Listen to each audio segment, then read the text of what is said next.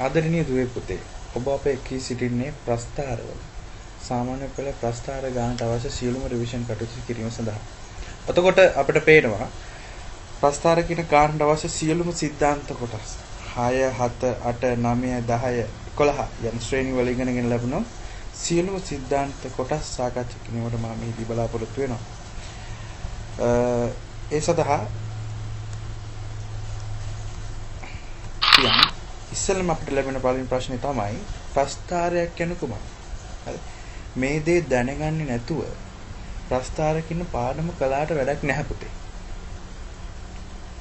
ඒ හින්දා ප්‍රස්ථාරයක් යනු කුමක්ද නොදැන ප්‍රස්ථාරය ඉගෙන ගැනීම හරියට යන්නේ කොහෙද නොදැනගෙන. කතරගම මොකද කතාව තියෙන්නේ? දැනගෙන ගියොත් කතරගම නොදැන ගියොත් අතරමඟ වගේ යන්නේ කොහෙද නොදැන යන ගමනක් වගේ. ඒ හින්දා හොඳ අවබෝධයකින් ඉන්න ප්‍රස්ථාරයක් යනු කුමක්ද කියන එක.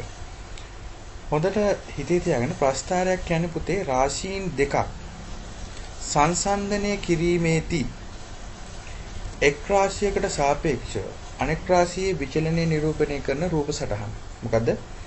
රාශීන් දෙකක් සංසන්දනයේදී එක් රාශියකට සාපේක්ෂව අනෙක් රාශිය විචලනය කිරීම අනෙක් රාශියේ විචලනය නිරූපණය කරන රූප සටහන. ඔතකොට පුතේ රාශීන් දෙකක් කියන්නේ ඕනෑම භෞතික රාශීන් දෙකක්. ඉතින් පොත් ගණන සහ මිල. පොත් ගණන කියන්නේ එක රාශියක්, මිල කියන්නේ එක රාශියක්.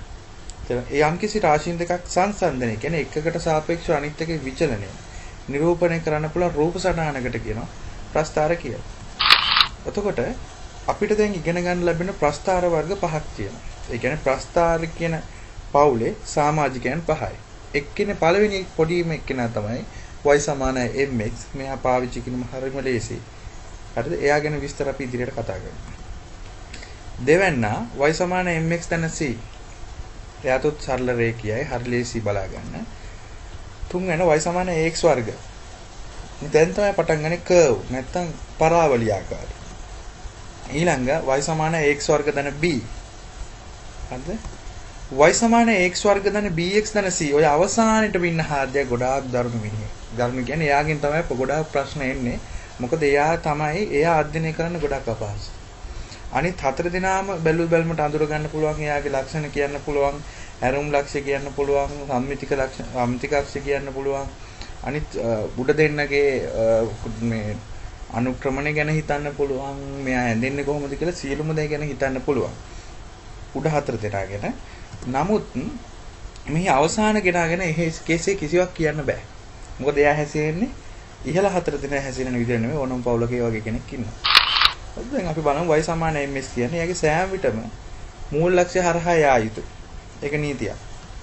ඒ වගේම සරල රේඛීය වෙන්නත් ඕන. m මගින් අනුක්‍රම නිරූපණය කරන මේක සිම්පල් m විය යුතුයි. අනුක්‍රමණය එන්නේ y හි වෙනස බෙදීම x හි වෙනසෙන්. කියන්නේ y හි කණ්ඩාංකවල වෙනස බෙදන්න ඕන x හි කණ්ඩාංක. ඔය දැන් අපිට තියෙන ඊළඟට ප්‍රස්ථාරය.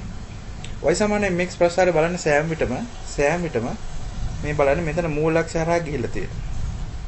හරිද? සෑම විටම මූලක්ෂය හරහා යන්න ඕන අනිවාර්යයෙන්ම සරල රේඛීය වෙන්න ඕන.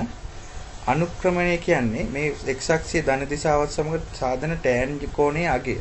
කෝණයේ ටැන්ජරේ. එතකොට පුතේ අනුක්‍රමණය හොයන්න පුළුවන්. මෙන්න මේ y හි පරාසයේ යම්කිසි ලක්ෂයක y හි පරාසය බෙදන්න x හි පරාසය. ඊළඟට y = mx දැන c. m මගින් අනුක්‍රමණය දක්වනවා. අනුක්‍රමණය හොයන්න පුළුවන් විදිහට වගේම y හි වෙනස බෙදීම x හි වෙනසෙන් c මගින් අන්තක්ඛණ්ඩය නිරූපණය කරනවා. මොකද්ද මේ අන්තක්ඛණ්ඩය කියන්නේ? අන්තක්ඛණ්ඩය කියන්නේ ප්‍රස්ථාරයේ y අක්ෂයේ ඡේදනය කරන අගය. ඔක ඒ සරල වේකී යුතුයි.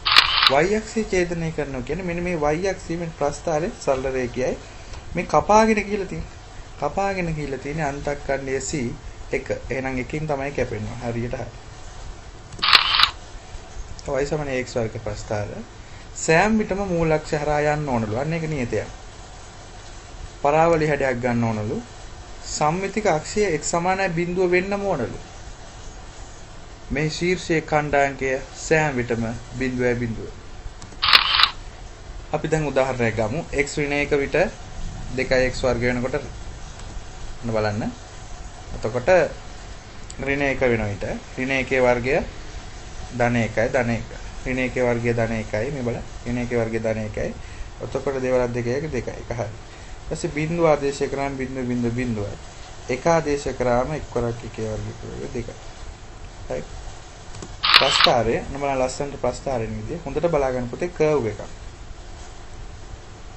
මේ කර්ව් එකක් එන්නේ. හරිද? එතකොට කර්ව් එකක් එන්නේ ඒක සමාන හැමතිස්සෙම මෙන්න මෙතන මූල ලක්ෂ්‍ය හරහා යනවා. හරිද? හරි. ඊළඟට අපි බලමු y සමාන x වර්ග දෙන b ප්‍රස්ථාර ලක්ෂණ.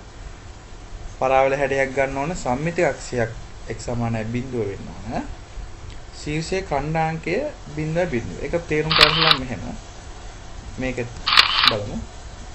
පුතේ සම්මිතික අක්ෂය කියන්නේ ප්‍රස්ථාරයක් හරියටම මැදින් නැවුවට පස්සේ මෙන්න මේ රේඛාව තමයි මේක සම්මිතික අක්ෂය. ඒක x සමානයි බිඳුව නේද? right. එතකොට සම්මිතික අක්ෂය x සමානයි බිඳුවයි